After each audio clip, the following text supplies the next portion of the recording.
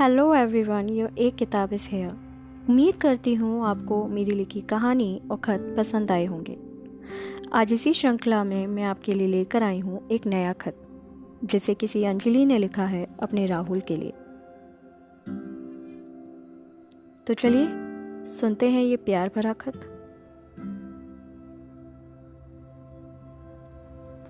Dear Rahul, कैसे हो तुम? मैं जानती हूँ जिस पल तुम्हें मेरी चिट्ठी मिलेगी तुम ज़रूर सोच में पड़ जाओगे कि इतने सालों में जब तुम्हें मेरी तरफ से कोई मैसेज, कोई कॉल नहीं आई, फिर अचानक से ये चिट्ठी आज क्यों? अब तुमसे झूठ भी नहीं बोलूँगी कि मैंने तुम्हारे नाम की चिट्ठी हर साल लिखी पर कभी भेज ही नहीं पाई। जिस दिन ये चिट्ठी लिखी गई है उस डेट को गौर से देखो, शायद तुम्हें कुछ याद आ जाए। हाँ, जानती हूँ उस दिन को बीते 10 साल हो चुके हैं, पर क्या करूं, अपनी ज़िंदगी के सबसे खास और सबसे बदनसीब दिन को भूल ही नहीं पाई। न जाने क्यों दिल को इस साल तलब लगी कि आज उस दिन को एक बार फिर दोहराया जाए। बस ये चिट्ठी उस दिन से मेरे दोहराने के सफ़र के कुछ पलों को साझा करने के लिए लिख रही हूँ। उस दिन को बीते 10 साल हो गए हैं, पर अभी भी उस दिन का एक एक पल दिलों दिमाग में जैसे बर्फ सा जम गया हो। मुझे याद है कैसे तुमने मेरे हाथ पैर जोड़े थे मुझे मनाने के लिए, पर क्या तुम्हें मालूम है, जब तुम मुझसे पूछ रहे थे तो मेरे दिल के बैंड ने बाजा बजाना शुरू कर दिया था। भला एक दिन, और वो भी सिर्फ तुम्हारे साथ, बिना हमारी दोस्तों की पलटन के। मतलब मेरी तो लॉटरी ही लग गई। हमें तुम सबसे पहले क्लासिक गार्डन में बुलाए थे 10 बजे के करीब, और हम हमेशा की तरह पहुंचे आधे घंटे लेट। पर तुम हम पर बिल्कुल भी गुस्सा नहीं हुए थे। हम वो पहली लड़की थोड़ी ना रहे होंगे जिसने किसी लड़के को वेट कराया होगा। अक्सर हमारी लेट पहुंचने वाली आदत पर हमारे दोस्त, टीचर्स मजाक उड़ाया करते थे। अब ऐसा भी नहीं है कि तुम कभी हमारा मजाक नहीं उड़ाए।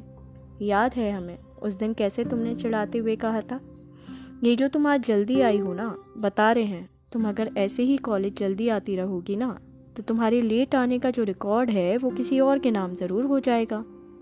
जानते हो, आज ये रिकॉर्ड हम तोड़ दिए हैं। ठीक 10 बजे पहुंच गए तुमसे मिलने क्लासिक गार्डन, पर भूल गए कि आज हमें कोई शाबाशी नहीं देगा।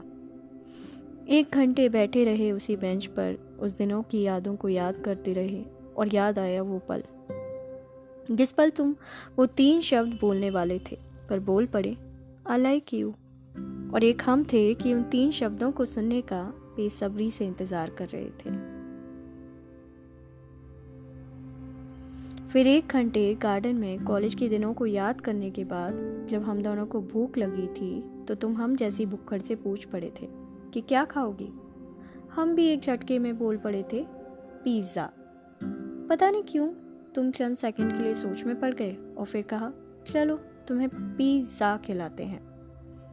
और जब 1 घंटे तुम्हारी बाइक पर सफ़र करने के बाद तुम हमें साउथ इंडिया डोसा कॉर्नर के सामने ले जाकर खड़े हो गए तो हम सोच में पड़ गए। याद है कैसे तुमने कहा था, तुम तो अपना पहला प्यार डोसा बताती हो। कॉलेज के इतने साल तो तुमने मुझे डोसा खाना है, मुझे डोसा खाना है कहकर तंग कर दिया। फिर आज पिज़्ज़ा कैसे? बिल्कुल भी नहीं, तुम डोसा ही खाओ। और हम तुम्हारी डांट सुनकर हंस पड़े थे। तुम्हें पता है वो डोसा हमारे लिए अब तक का सबसे फेवरेट डोसा है। खैर, ये सुनकर तुम्हें खुशी मिलेगी कि अब हमने अपने पहले प्यार से मुंह फेर लिया है, डोसा खाना छोड़ दिया है। क्योंकि जब भी डोसा खाना खाते बैठते हैं तो तुम सामने नजर आ जाते हो, अपने चेहरे पर नारियल की चटनी लगाते हुए। तुम सोच रहे होगे कि आज हम डोसा खाएं या नहीं, तो हम बता दें कि हम पिज़्ज़ा ही खाए। याद है ना डोसा खाने के बाद हम कहाँ गए थे? उस जगह जहाँ कॉलेज के तमाम साल बंक करके तुम हमें चुपके से मूवी दिखाने ले जाया करते थे। बड़े फक्र से कहते थे, ये मूवी नहीं देखी तो क्या देखा, तुम खुश नसीब हो जो हम तुम्हें ये मूवी दिखा रहे हैं। और तुम्हारी फूटी किस्मत तो देखो, वो मूवी इतनी भयंकर निकलती कि तुम पूरे महीने हमारे सामने पैसों के लिए रोते रहते, और हम वही तुम्हारा वाला पुराना डायलॉग मारते, ये मूवी नहीं देखी तो क्या देखा। उस दिन की तरह आज भी हम मूवी देखने गए। पर सिनेमा हॉल से आधे घंटे में ही बाहर निकल आए। वो क्या है ना, तुम्हारा चेहरा क्यों नहीं था आंखों के सामने, देखने के लिए, निहारने के लिए। फिल्म देखते हुए तुम्हारा कभी हंस पड़ना, कभी रो देना, गुस्सा होना, बेचैन हो जाना, तो कभी कभी हमारा हाथ अनजाने में पकड़ लेना। यही सब कुछ तो था हमारे लिए मूवी देखने का मतलब। तुम्हें याद है ना कैसे उस दिन हमारी फेमस दोस्तों की पलटन ने हमारी चुपके से मूवी देखने की चोरी पकड़ ली थी, और फिर मुझे सबको पिज़्ज़ा की ट्रीट देनी पड़ी थी, क्योंकि तुम्हारे पास तो सिर्फ हमारे लिए ही पैसे हुआ करते थे।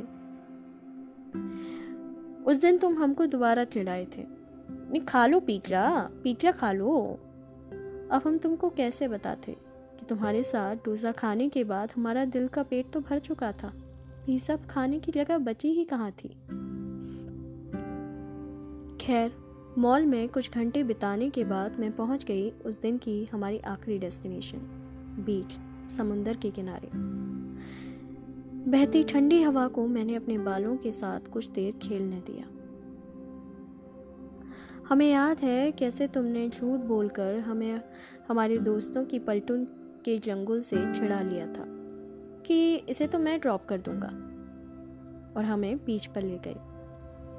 हमें लगा अब तो बस तुम अपनी मोहब्बत जाहिर करने ही वाले हो।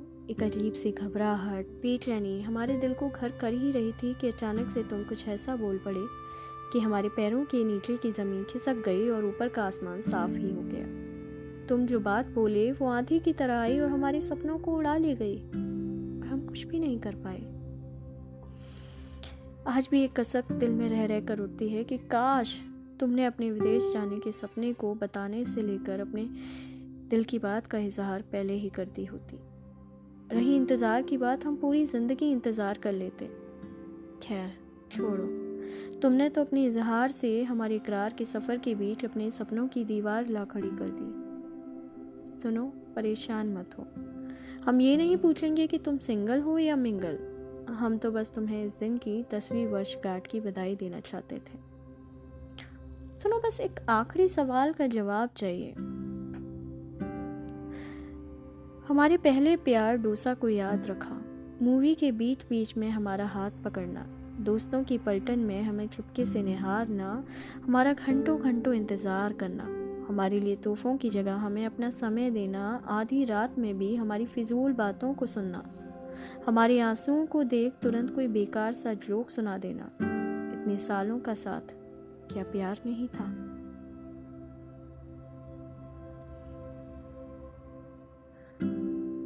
बस इतना सा था ये खत। ज़रूर बताइएगा आपको ये खत कैसा लगा, और क्या आप ये चाहते हैं कि राहुल ने इस खत का क्या जवाब दिया, क्या मैं वो भी सुनाऊं?